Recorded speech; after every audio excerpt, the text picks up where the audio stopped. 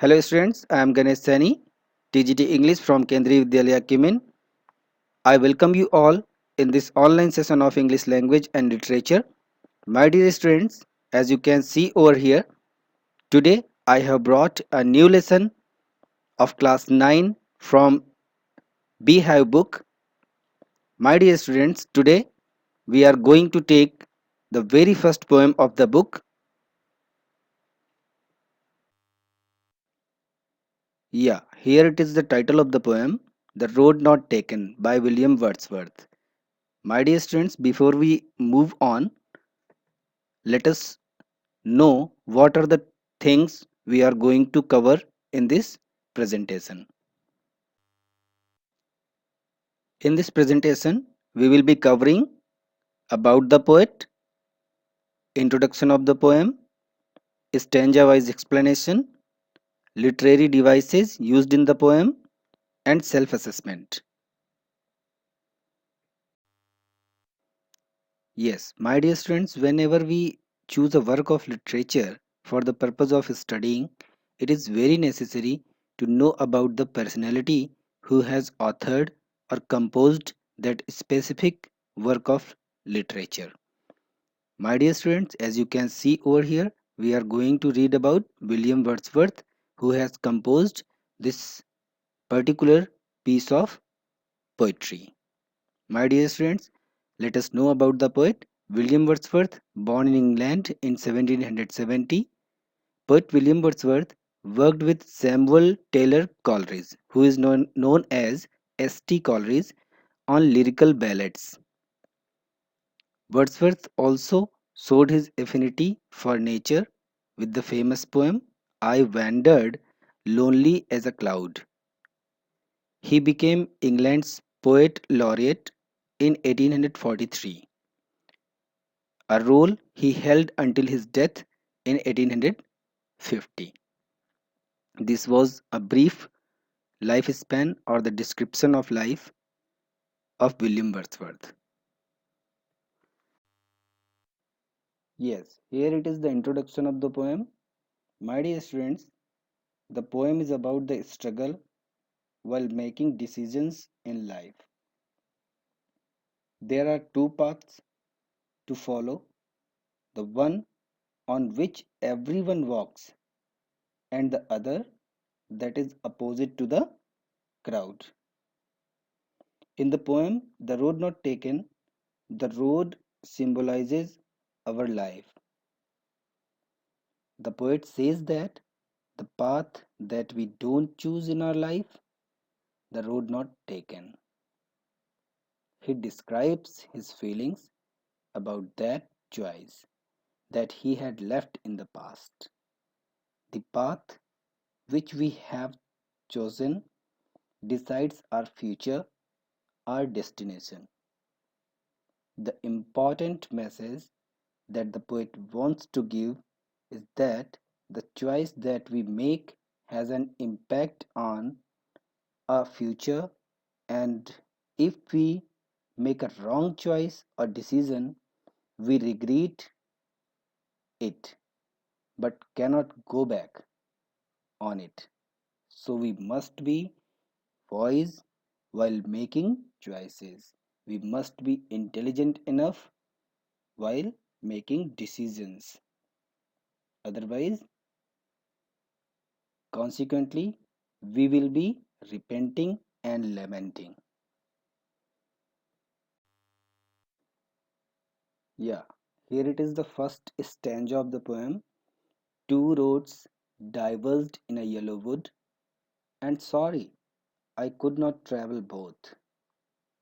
And be one traveler, long I stood and looked down, one as far as I could, to where it bent in the undergrowth.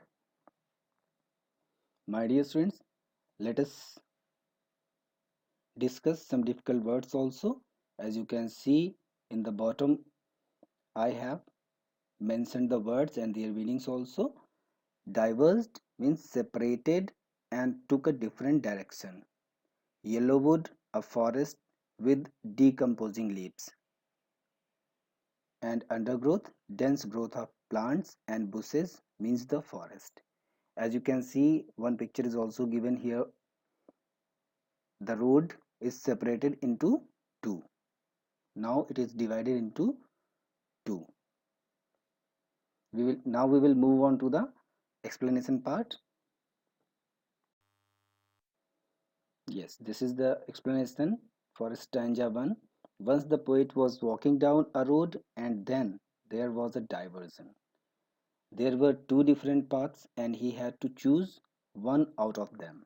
The poet says that as he was one person, he could travel on one road only. He had to choose one out of these two roads. Yellowwood means a forest with leaves which are wearing out. They have turned yellow in color, the season of autumn. It represents a world which is full of people, where people have been living for many years. They represent people who are older than the poet. The poet kept standing there and looked at the path very carefully, as far as he could see it. Before taking the path, he wanted to know how it was. Was it suitable for him or no?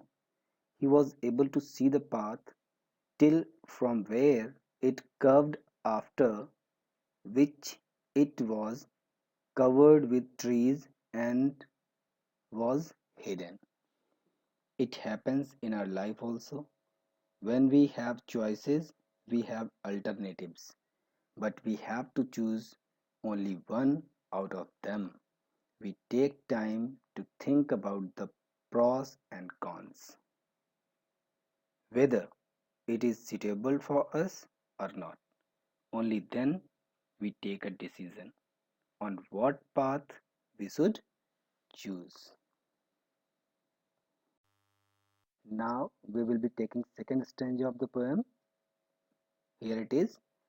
Then took the other, just as fair, and having perhaps the better claim, because it was grassy and wanted wear, though as for that the passing there had warned them really about the same.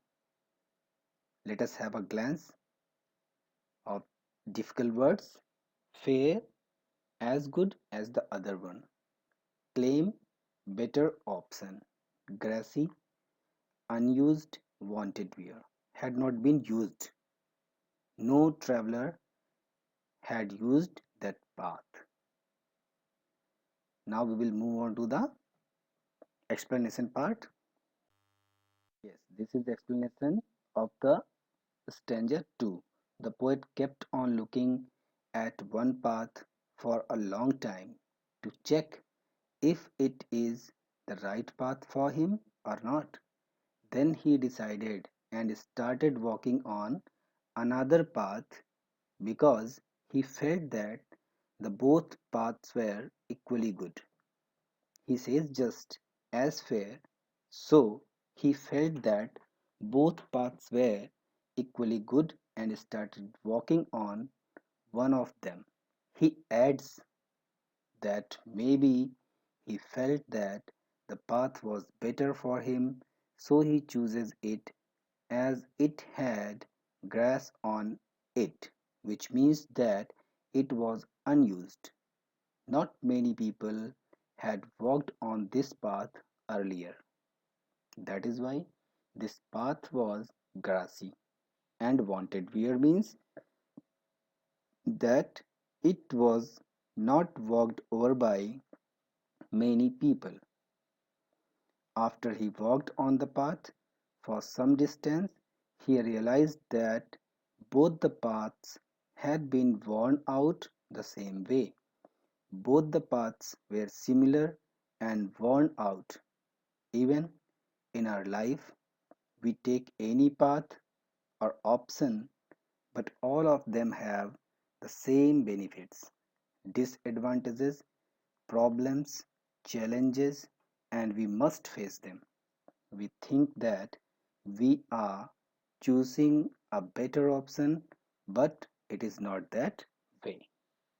Now we will take third stanza of the poem. Here it is. And both that morning equally lay in leaves no step had trodden black. Oh, I kept the first for another day. Yet, knowing how way leads on to way, I doubted if I should ever come back. Now, the difficult words, let us have a look. Trodden, walked over, equally, very similarly. Now we will move on to the explanation part. Yes, this is the explanation of stanza 3. The poet says that both the paths were similar that morning. Both had leaves on them, and no one had stepped on them as they were still green in color. He decided that day he would take one path and keep the other path for another day.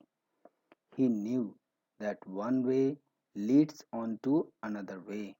He knew that he could not go back on the choice that he had made. Similarly, even in our life, once we choose an option, we must keep on moving ahead with that option, and we never get a chance to come back and take the other option that we had left earlier. Now we are moving on to the last stanza of the poem. Yes, this is the last stanza of the poem. I shall be telling this with a sigh.